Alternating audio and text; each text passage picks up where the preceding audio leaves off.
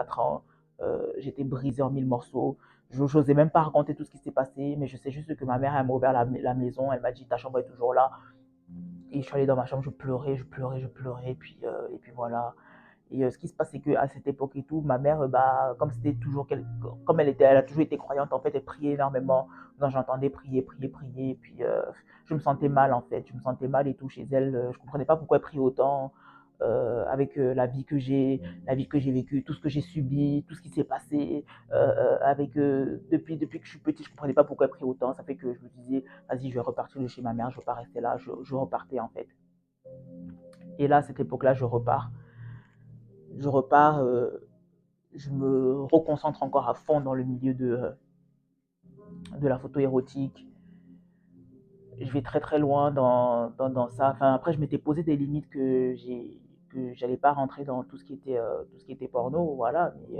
Mais je veux dire, ce que je faisais, c'était déjà trop en fait, puisque j'étais dans la photo érotique pure en fait, voilà. Donc,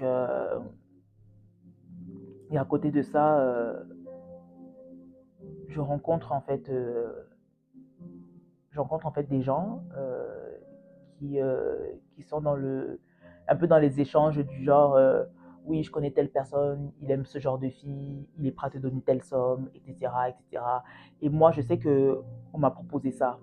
On me proposait ça, en fait, je dis pas non. Je dis pas non parce que je reste comme ça, je me dis, mais en fait, j'ai été avec des garçons parce que en fait, j'étais très, très, très dépendante affective. J'étais avec des garçons, je leur donnais tout. J'étais très, très gentille. On m'a menti, on m'a volé, on m'a brisé. J'ai été avec des hommes, finalement, en fait, qui sont finalement des clochards, en fait, je disais, qui ont fait que me voler mon argent, tout ce que j'avais, le peu de choses que j'avais, on me volait ça. Donc, pourquoi je continue, en fait, à être avec des hommes qui vont rien m'apporter? Donc, tant qu'à faire, je préfère fréquenter des hommes qui vont me donner de l'argent, très clairement, en fait, qui vont me servir à quelque chose. Voilà, si c'est pour qu'on touche mon corps, pour qu'on me serve à quelque chose. Moi, j'étais dans cette optique-là par rapport à toutes les blessures, en fait, des relations que j'avais eues. Donc, ce que la personne me propose, j'accepte, en fait. Donc, il commence à me faire rencontrer, en fait, des hommes aisés, en fait, qui, euh, qui veulent passer une soirée, 2 journées avec des jeunes filles et les payer. Donc, je me retrouve à faire ça. Pour moi, je préférais faire ça à cette époque parce que c'était mieux que je gagne de l'argent en tant qu'à faire, si c'est pour être, si c'est pour voir des garçons. Et c'est là, en fait, que je me rends compte, en fait, que je suis rentrée dans le milieu de la prostitution. Donc, je menais une double vie. Aux yeux des gens, j'étais celle qui faisait ses études, ses projets. Et en face cachée, en fait, je couchais avec des hommes aisés pour de l'argent. J'étais dans des clubs de striptease. J'étais dans ce milieu-là. Et plus le temps passait, plus c'est devenu, ça a pris beaucoup de place. Voilà. Tout ce qui est prostitution, tout ce qui est milieu de la photo érotique, ça a pris beaucoup, beaucoup, beaucoup de place dans ma vie. Ce qui faisait que j'avais laissé tout ce que je faisais à côté, je faisais ça en plein temps. J'ai rencontré des gens, des bonnes comme des mauvaises personnes. Et ce qui m'a interpellée, c'est que j'étais tombée en fait sur quelqu'un qui m'avait dit pourquoi tu fais ça? Tu devrais pas être dans ce milieu, pas toi. Je comprenais pas en fait ce qu'il me disait. Je restais comme ça, je me disais mais pourquoi il me dit ça? Après je calculais pas. À cette période aussi, j'ai commencé à vivre des oppressions de sommeil. C'est-à-dire en fait la nuit quand je dormais, je sentais en fait quelqu'un qui essayait d'arracher mon âme. Je me battais pour récupérer mon âme parce que si j'arrivais pas à garder mon âme, je mourrais en fait. J'ai failli mourir plusieurs fois la nuit et je criais au secours. Je voyais personne qui venait à mon secours. Et bizarrement, à cette époque, ce qui se passe, c'est que 2 fois, les 2 fois que j'ai failli mourir, en fait, dans le songe, en fait, mon esprit a crié Jésus. Et là, la personne me lâchait et je me réveillais. trouvais ça très bizarre, mais je continuais à faire ma vie. Un jour, ma mère, elle m'appelle, elle me dit, Mylène, le Seigneur me dit de te dire que la vie que tu mènes sort de là. Et après, elle raccroche. Juste avant qu'elle raccroche, je lui dis, mais vas-y, de quelle vie tu parles? Je sais même pas de quoi tu parles. Moi, ma vie, elle est très bien. Vas-y, blablabla. Et puis, voilà. Je m'endors. Et cette nuit-là, quand je m'endors, je me réveille parce que la lampe qui est à côté de moi a pris feu. Du coup, je sursaute et tout, je commence à avoir peur. J'éteins le feu de la lampe et je me dis, mais c'est sérieux en fait. Ça se trouve, c'est un avertissement que Dieu me donne. Et après, bon, tout ça me sort de la tête, je continue ma vie. Il faut savoir qu'entre-temps, j'étais une personne très dépressive. Et ce que j'ai pas dit, c'est que quand j'étais plus jeune, j'ai essayé de faire plusieurs fois des tentatives de suicide qui n'ont pas marché, du coup. Mais j'étais une personne très dépressive. J'étais suicidaire avec des garçons normaux qui me volaient et que mes photos faisaient que j'avais une notoriété sur les réseaux sociaux. Bah, il y a beaucoup de personnes, beaucoup d'hommes connus dans le milieu de la télé ou du sport, etc., qui me contactaient, qui me proposaient de les voir. Du coup, ceux qui me plaisaient, bah, j'acceptais de les voir, etc. Je me suis dit, bah, au moins, si je sors avec ce genre d'homme, au moins, ils ont leur argent, j'ai le mien, ils vont pas me voler. Mais même dans des relations comme ça se passait toujours très mal. J'étais pas respectée. Ils étaient là juste pour mon corps, juste pour coucher avec moi et après me rejeter. En fait, c'était que ça, en fait. Et moi, j'étais là, je subissais, je supportais parce que j'étais une grosse dépendante. En fait, j'étais dépendante affective, je recherchais l'amour, je recherchais la paix. Je pensais qu'il y avait que dans ce genre de relation, en sortant avec un footballeur ou quelqu'un de connu, j'allais être bien, j'allais avoir la paix, etc. Alors que pas du tout, j'étais brisée. Quand je couchais avec certaines personnes, je rentrais, j'étais vidée d'énergie, je sais même pas pourquoi. En fait, plein de trucs comme ça et tout, plein de trucs comme ça et tout. En fait, j'ai eu ce genre de vie en fait pendant même 3 4 ans facile en fait. C'était ça ma vie en fait. Et en fait, j'en avais marre de tout. J'en avais marre de tout et j'allais toujours plus loin dans la débauche. J'ai commencé à vendre mes photos. Je me suis retrouvée en fait à vendre des photos, toutes mes photos dénudées et tout sur les réseaux sociaux. Les gens achetaient, ça me faisait de l'argent. J'ai commencé à faire des vidéos privées que je vendais sur mes plateformes et tout. J'étais encore dans la prostitution, tout ça. En fait pour cette partie-là, en fait, je crois que je vais m'arrêter là parce que ça m'épuise en fait, juste à parler de ça. En fait, là, je me rends compte. J'étais en fait dans ce genre de vie. Ça va être trop long en fait si j'entre dans trop de détails et voilà. Juste en fait pour vous dire en fait d'où je sors. Euh, Ce qui se passe après, c'est que dans ma vie, à un moment, plus rien n'allait. Plus rien n'allait parce que je me suis rendu compte que bah, les gens que j'avais autour de moi, en fait, ils me mentaient, ils me volaient, on profitait de moi. Moi, j'étais là, je donnais tout aux gens, que ce soit des copines, à des garçons, je leur donnais tout ce que j'avais, mon amour, mon argent, je donnais tout, pensant que j'allais avoir en retour du bien-être, de l'affection, de l'amour, alors que rien du tout. Du coup, ça fait que j'étais toujours très déçue par les gens, parce qu'on profitait de ma générosité, etc. En fait, c'était que ça, en fait, et tout ça, en fait, ça me fatiguait.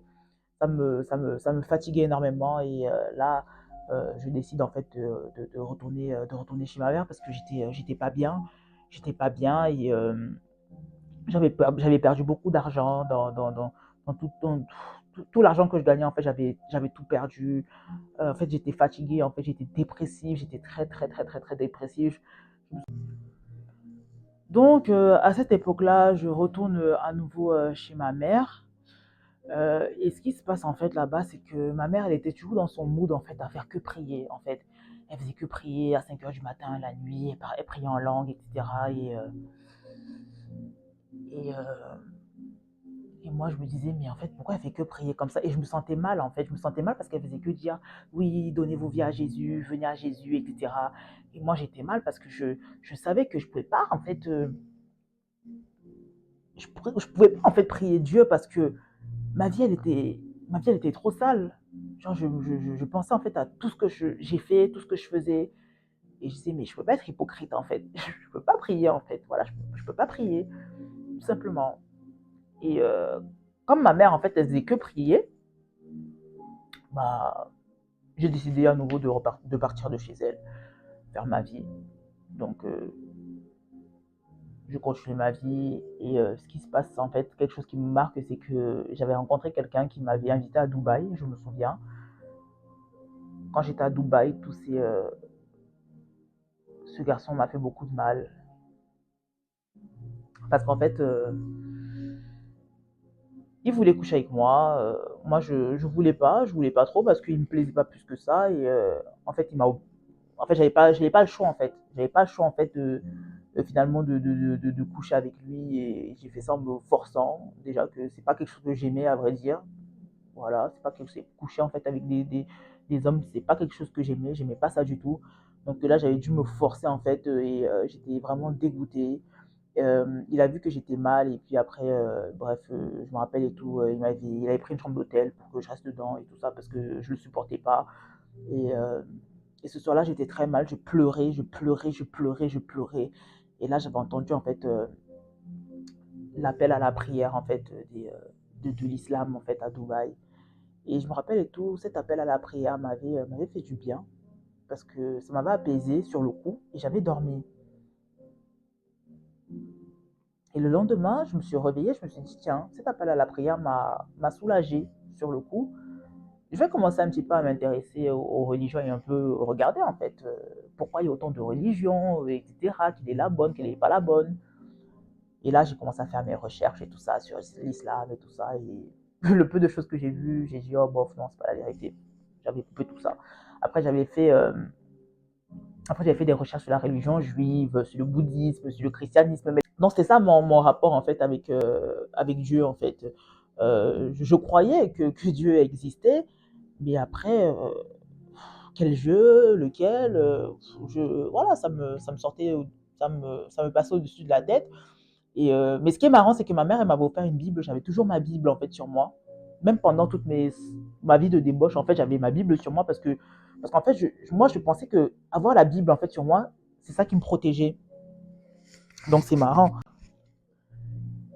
Et aussi, en fait, à cette époque, en fait, comme je comprenais pas trop tout ce qui se passait dans ma vie, tout ce que je vivais, subissais, j'avais commencé à être accro, en fait, à tout ce qui était astrologie et voyance. Je dépensais, en fait, des sommes folles pour parler au téléphone avec des médiums ou prendre des rendez-vous avec des médiums pour qu'ils me disent un peu ce qui va se passer dans ma vie plus tard.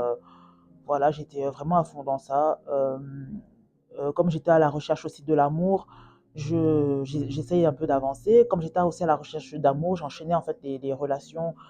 euh, C'est-à-dire quand ça finissait avec un garçon, bah, je m'en mettais avec un autre. Puis je m'ai beaucoup flirté avec des hommes, échange de photos, nues, toutes ces conneries-là en fait. Voilà. Euh, et là, en fait, là où ma vie, en fait, on va dire, a rebasculé, c'est j'ai fait la rencontre d'un garçon en fait sur Internet. Euh, enfin sur Instagram plutôt. Et on a bien parlé, tout ça, on s'est dit qu'on allait se voir. Du coup, ce que je fais, c'est que je prends un billet pour partir en Normandie, le voir, parce qu'il me plaisait, en tout cas sur les photos, il me plaisait, etc. Donc je rencontre ce garçon, tout se passe bien, et puis je rentre. On s'était mis ensemble, on commençait un peu à discuter, tout ça, entretenir une relation. Et là, un jour comme ça, il me dit c'est terminé parce qu'il a trop de problèmes et tout ça dans sa vie, etc. Donc moi, je suis blessée, voilà, je dis ok, d'accord. Et cet homme revient vers moi. Il revient vers moi et tout ça en me disant qu'il est désolé, qu'il avait eu trop de problèmes, etc., etc. Et moi, toujours à la recherche de l'amour et tout ça. Je lui dis, mais dis-moi, c'est quoi tes problèmes, je peux t'aider, etc., etc. Et cetera. Et du coup, il me dit, je commence à l'aider encore, prendre mon temps. Je me suis dit, vas-y, oui, je vais t'aider aussi financièrement, puis tu me rembourseras. En fait, toujours les mêmes erreurs que je répétais, en fait, toujours, toujours, toujours. Enfin, en fait, c'est fatigant. En fait, je me suis encore embarquée dans une relation. Et après, cette relation, en fait, elle a dégringolé parce que il se mettait, en fait, d'un coup, comme ça, il se mettait, en fait, à m'insulter, à mal me parler parce qu'il avait des comportements bizarres que je ne comprenais pas. Du coup, j'essayais de savoir qu'est-ce qui se passe. Du coup, il était là, il m'insultait, etc. Après, il revenait vers moi, il me disait qu'il est désolé, qu'il a des problèmes et tout ça, etc. Du coup, je disais, bah, ce que je vais faire, c'est que je vais revenir te revoir, puis tu m'expliqueras ce qui ne va pas, tu vois. Et du coup, je retournais en Normandie. Et là, on parlait, tout ça et tout. Il me disait que oui, il est attaché à moi, etc. Bon, bref, je me suis dit que bon, ok, je vais te pardonner, etc. Et en fait, cette relation était une relation vraiment toxique. Parce que ce qui s'est passé, c'est que, bon, malgré tout ce qui s'est passé, en fait, j'ai décidé de pardonner. Et j'étais allée m'installer, en fait, avec lui, avec ce garçon. Euh, et là, c'était la débandade totale parce que, en fait, il n'était pas du tout, en fait, comme je pensais. Je me suis rendu compte que en 6 mois, il m'avait trompé au moins avec une dizaine de filles, que chez lui, en fait, il couchait avec d'autres filles. En fait, en fait à côté de ça, en fait, j'essayais de savoir, il m'insultait, il me traitait de tous les noms, il m'humiliait, il parlait mal de moi à ses amis. En fait, et moi j'étais là et tout, et il faisait plus rien en fait, il faisait plus rien parce qu'il disait qu'il était soi-disant en dépression. Du coup, moi j'étais là, je travaillais, du coup je payais le loyer, etc. En fait, je faisais tout et lui faisait plus rien parce qu'il était en dépression en fait de ce qu'il me disait, que c'est pour ça qu'il a fait tout ça, qu'il était pas bien. Et moi j'étais là, je sais même pas pourquoi je supportais alors qu'il y avait rien du tout. Bref, voilà, c'est une relation en fait. J'ai même pas envie d'entrer dans les détails de cette relation parce que c'est une relation en fait qui m'a une fois de plus qui m'a détruite, qui m'a fait beaucoup de blessures en fait. Ça allait très loin et j'en avais marre de subir aussi. Du coup, j'ai commencé à être très très très toxique, à vouloir me venger. J'ai commencé à être violente. Euh, j'ai commencé, oui, j'ai commencé à être violente en parole. On s'insultait. En fait, c'est une relation vraiment très très très très toxique. Il me trompait. Je le voyais. Il me disait qu'il m'aime pas, que je dégage. En fait, une relation totalement toxique en fait que j'étais dedans. J'ai commencé à m'enfermer. Je parlais plus à personne.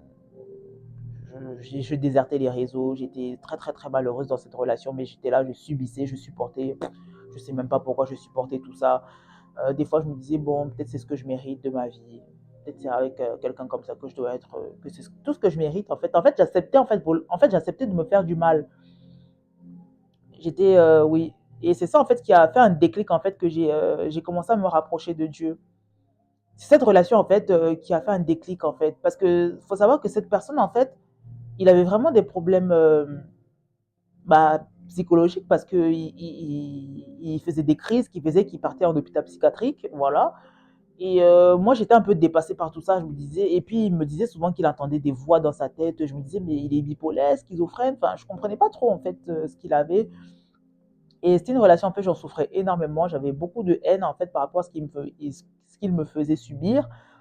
Mais au lieu de partir, en fait, je partais pas, je restais là, je sais pas pourquoi. Voilà, jusqu'à aujourd'hui, je me demande pourquoi je restais là, je sais pas pourquoi. Et je commençais à être brisée, en fait, brisée en mille morceaux. J'ai recommencé à avoir mes pensées suicidaires, je voulais mourir, j'étais dégoûtée. Ça se passait très, très, très mal. Moi, je dormais dans la chambre, il dormait au salon. Euh, et en fait, il m'humiliait, en fait, dans cette relation. Il me parlait mal, il insultait ma mère, il insultait mon père. Euh, et moi, un jour, en fait, sans entrer dans les détails, j'ai craqué, j'ai commencé à le frapper. J'ai commencé à le frapper et il a voulu appeler la police. Je criais comme une folle, j'étais devenue hystérique. Je repensais à tout ce que j'ai subi, tout ce que les hommes m'ont fait, tout ce que lui m'a fait. Je suis en train de le frapper et après, je me rends compte un temps qu'il commence à saigner. Je l'ai frappé à sang. J'ai vu qu'il commence à avoir du sang sur lui et là, je me suis réveillée en fait de la colère que j'avais. Et j'ai dit, mon Dieu, qu'est-ce que je suis en train de faire? Après, j'ai réfléchi et tout, je me suis dit que prends tes affaires, pars. En fait, pars, parce que de toute façon, ici à la maison, c'est moi qui paye tout. Donc, ouais, pars, en fait. Et c'était là la fin de cette relation. Après cette relation, j'étais brisée en mille morceaux. J'étais en train de me demander pourquoi est-ce que je vis tout ce que je vis. Qu'est-ce que je fais dans ce monde, en fait? Et là, j'étais tellement brisée, j'ai envie de mourir, mais je n'avais pas le courage de me suicider cette fois, enfin de passer à l'action pour essayer de me suicider cette fois-ci. Ce que j'ai fait, c'est que je m'étais retrouvée seule dans cet appartement, dans une ville que je connais personne. Euh, et j'ai commencé à prier.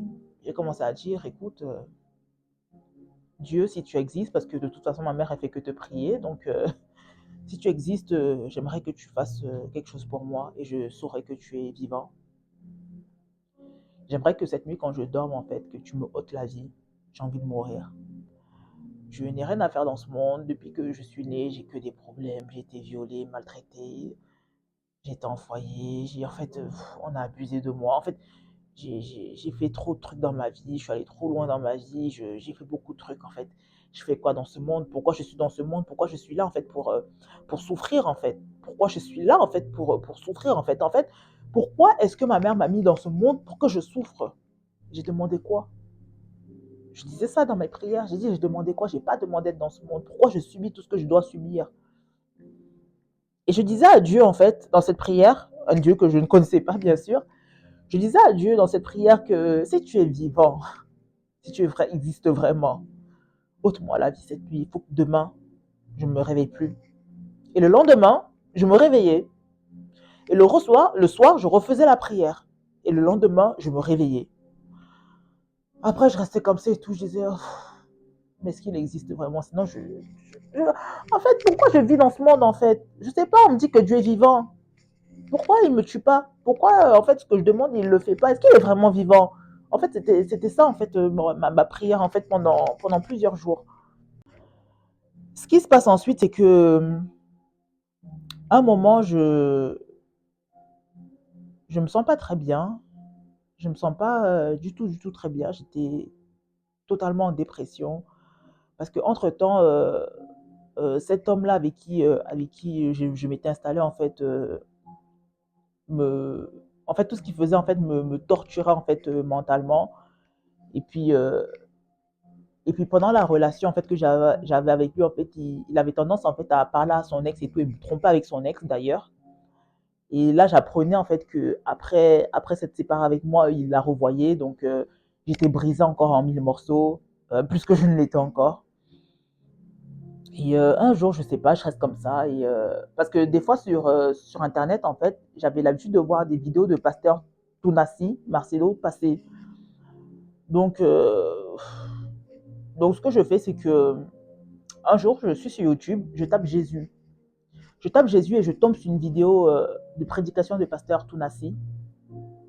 Je, je clique dessus, j'écoute ce qu'il dit.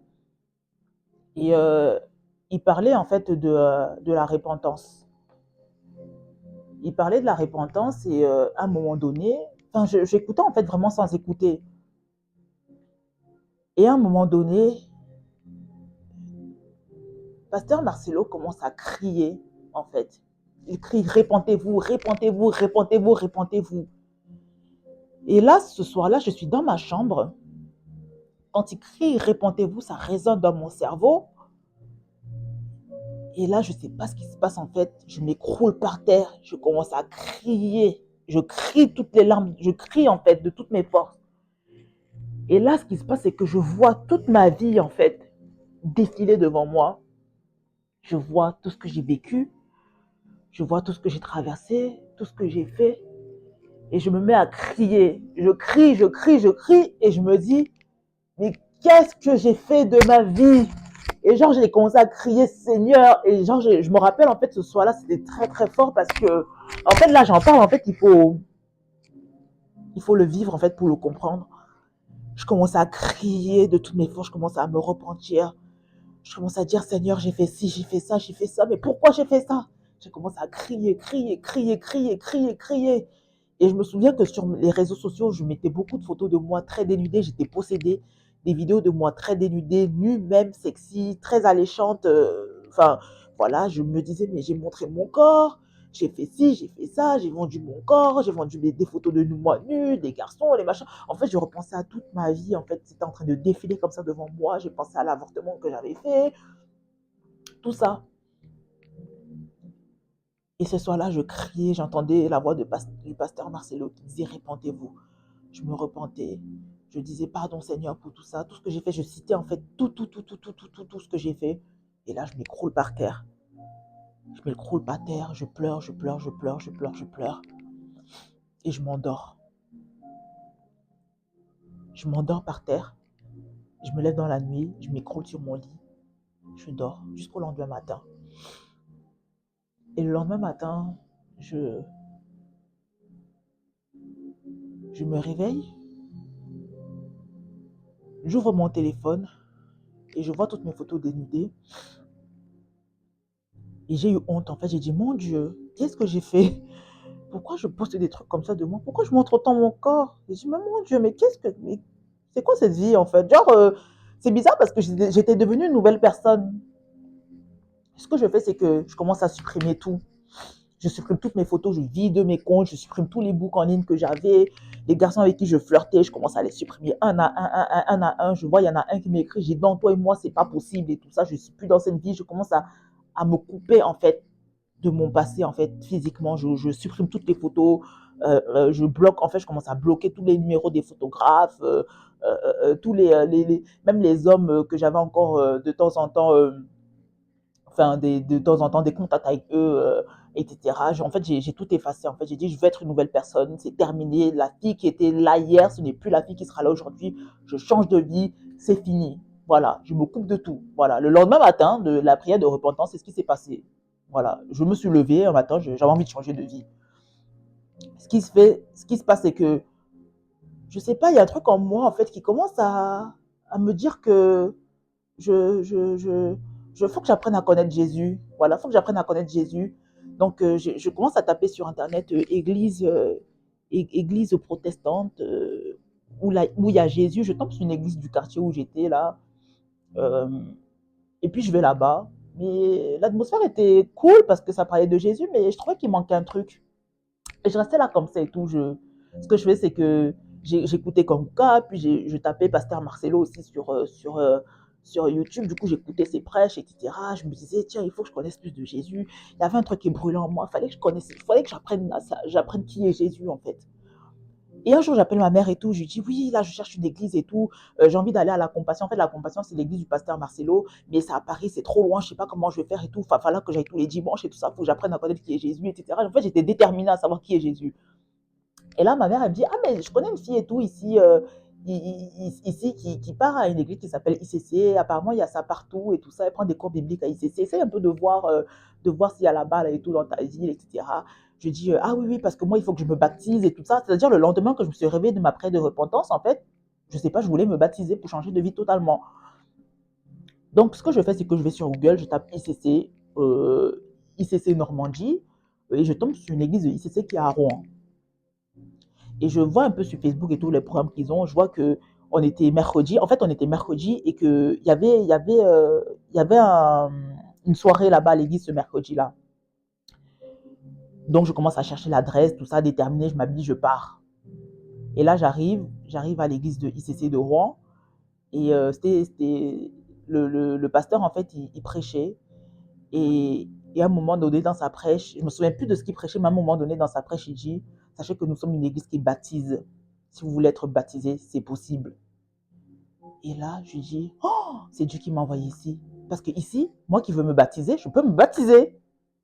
Et donc, à la fin, le pasteur vient vers moi et tout ça, me dit bonjour. Je dis oui, je suis nouvelle et tout ça. Et il demande à une sœur, là, à une sœur de me parler un peu de comment ça se passe, l'église et tout ça.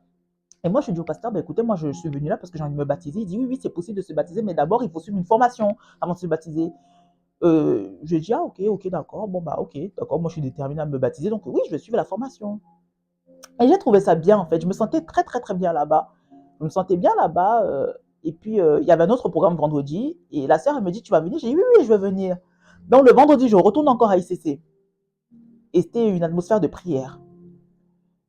Pendant 1 heure et demie, ils ont fait que prier. J'étais choquée. Je dis, mais comment ils font pour prier à 1 heure et demie? Ils disent même quoi à Dieu, en fait? Ils disent quoi à Dieu? Parce que moi, au bout de. Enfin, je ne savais pas prier, en fait. Genre, au bout de 5 minutes, je disais merci Seigneur pour cette journée. Bah, je ne savais plus quoi dire, en fait. Je vois, ils étaient là, ils priaient, ils adoraient, ils priaient, priaient, priaient, priaient. Pendant 1 heure et demie, ça a duré. J'ai dit, waouh, c'est quoi cette église? On fait que prier, on prie comme ça, là, pendant 1 heure et demie non-stop. Après, j'ai fait, bon, c'est pas grave. Dimanche, à le culte, je retourne. Je retourne au culte et là, il y a une atmosphère qui était magnifique parce qu'ils accueillent les nouveaux. Après, à la fin, ils nous offrent un petit encas, un petit goûter et tout ça. Ils nous parlent et tout du fonctionnement de l'église et tout. Voilà.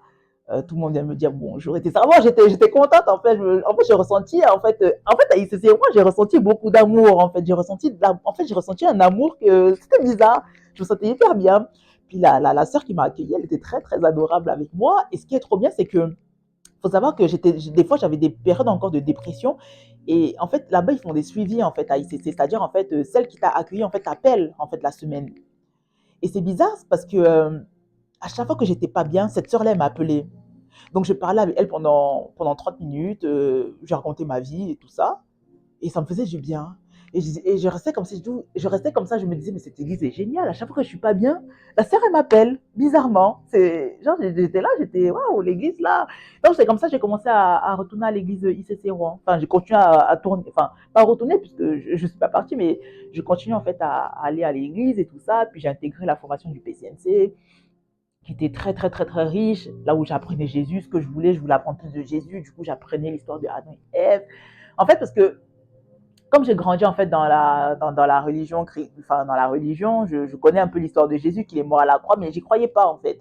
Donc tout ça là, j'apprenais l'histoire de Adam et Ève et tout ça, le salut. Bref, j'apprenais tout quoi. Et ça me touchait en fait, ça me touchait, j'étais émue. À chaque fois que je sortais en fait d'une séance de PCNC, je pleurais. L'histoire du sacrifice de Jésus, je pleurais. En fait, je disais waouh, waouh, ce que Jésus a fait pour moi, c'est incroyable et tout ça. Euh, Et puis là, j'étais très zélée. J'étais très zélée, en fait, peut-être, peut-être 3 mois comme ça après ma conversion, ou même 2 mois même et tout. Je me suis dit que j'allais faire un jeûne. Enfin, je voulais faire un jeûne de 3 jours, le jeûne d'Esther, 3 jours à sec. Et ce qui se passe, c'est que je dis, mais ce qui se passe en fait, c'est que j'ai dit, bon, je vais jeûner 3 jours à sec.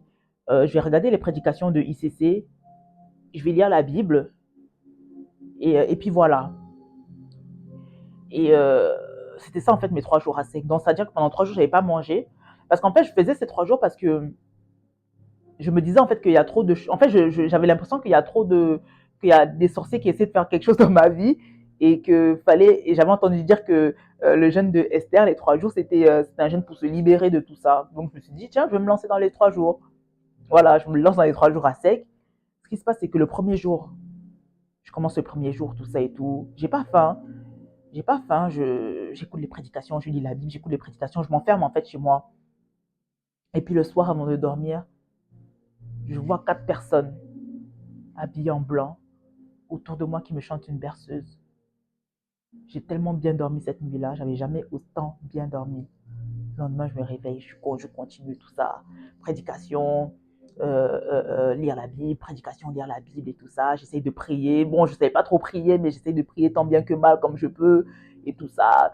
Parce qu'en fait, dans le PCNC, en fait, la partie qu'on apprenait, en fait, c'était pas encore, on n'était pas encore à la partie prière, donc je ne savais pas trop comment il fallait que je prie. Du coup, j'essayais de prier comme dans les prédications, le pasteur priait. Bon, bref, j'étais un peu dans le mood, tout ça, etc., etc. Puis voilà, je suis déterminée, le 3e jour à sec, je continue, prédication, lire la Bible, prédication, lire la Bible et tout ça. Et puis, je prie avec mes mots, genre, Jésus, merci, parce que tu m'as sorti de là, merci, machin. En fait, je priais comme je pouvais prier. Voilà, je n'étais pas, voilà, mais je priais quand même. Et là, dès que le temps des 3 jours finit, je dis, je veux faire une prière pour remercier Dieu pour les 3 jours parce qu'il m'a soutenu. Et après, je vais manger. Et pendant que je fais cette prière de fin pour clôturer mon jeûne de 3 jours, là, je sens, en fait, il faut le vivre. Il faut le vivre vraiment parce que vous n'allez même pas comprendre quand je vais vous expliquer.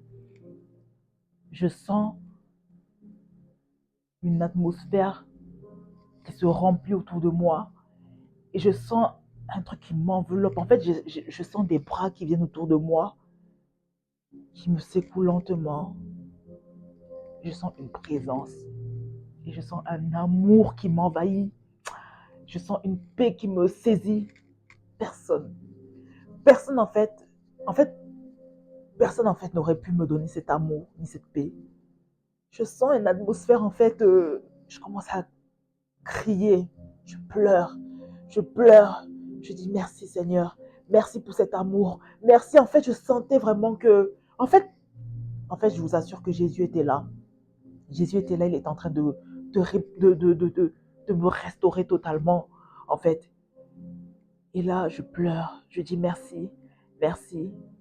Je sens cette atmosphère lourde. Et là, je commence à avoir de la compassion. Je commence à demander pardon à Dieu.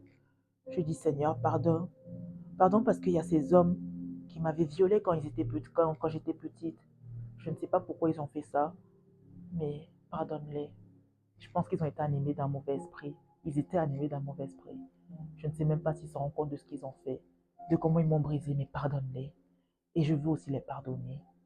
Seigneur, ma famille paternelle m'a abandonné. Je les pardonne. Seigneur, pardonne-les.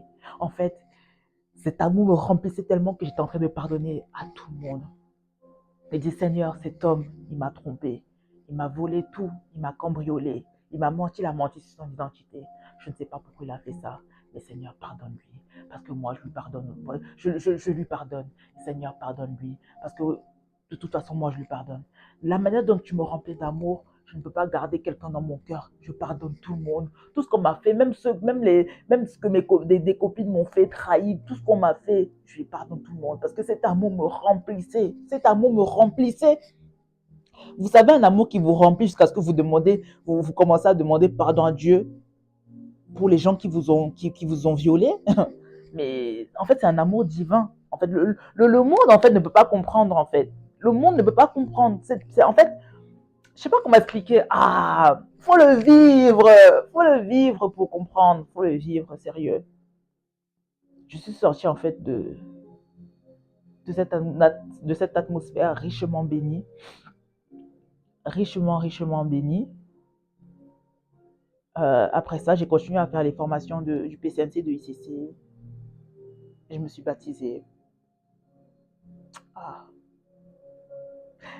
c'est, ça fait partie des plus belles choses de ma vie.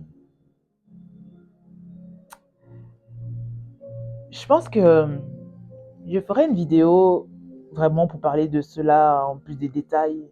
Mais, mais en fait, c'est pour vous dire que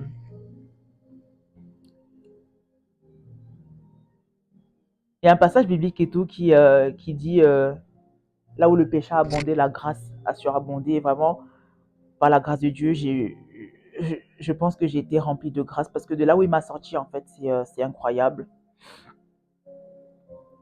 Et j'aimerais vous lire un passage qui se trouve dans 1 Timothée 1, 14. Et la grâce de notre Seigneur a surabondé avec la foi et l'amour qui est en Jésus-Christ. Cette parole est certaine et digne d'être entièrement reçue. Jésus-Christ est venu dans le monde pour sauver les pécheurs, dont je suis le premier. Mais j'ai obtenu miséricorde, afin que Jésus-Christ fasse voir en moi le premier de toute sa patience, pour que je serve d'exemple à ceux qui croiraient en lui pour la vie éternelle. En fait, vous savez,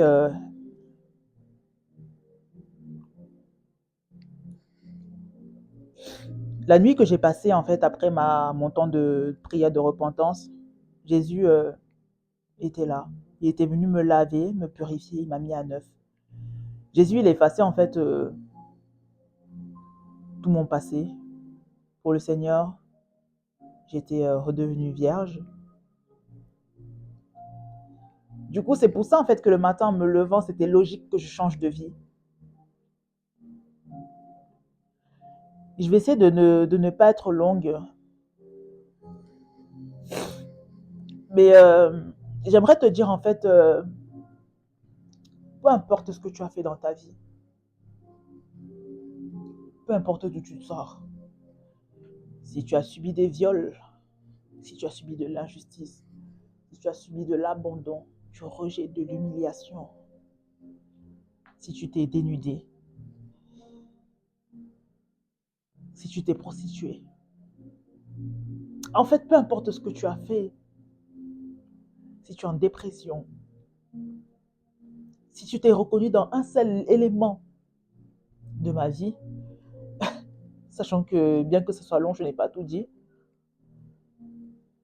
sache que Jésus veut te sauver. Si tu tombes sur cette vidéo, ce n'est pas pour rien.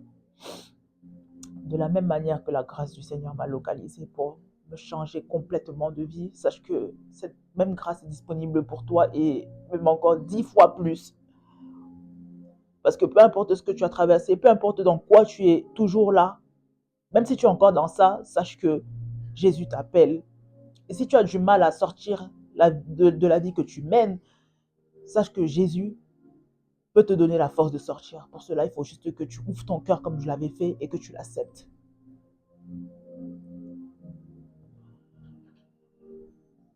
J'étais dans le, j'étais dans un style de vie en fait dégueulasse. Et encore, j'ai pas tout dit, mais Jésus m'a sorti de beaucoup de choses. Aujourd'hui, par la grâce de Dieu, je vis dans la chasteté. Je ne fume plus. Je ne sors plus en boîte.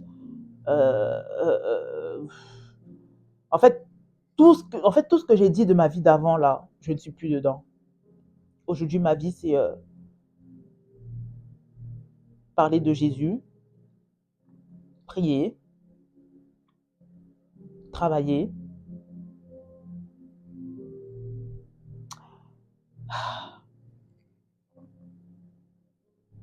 Je n'ai pas envie d'être plus longue, mais peu importe en fait. Peu importe en fait ce que tu fais en fait. Peu importe ce que tu as fait en fait. Tu n'es pas trop sale pour revenir à Jésus. J'aimerais parler à ces personnes-là. Vous vous êtes fait violer, vous en voulez à la terre entière. C'est normal que vous en voulez à la terre entière. Mais sachez que Jésus peut vous restaurer totalement et peut vous nettoyer totalement.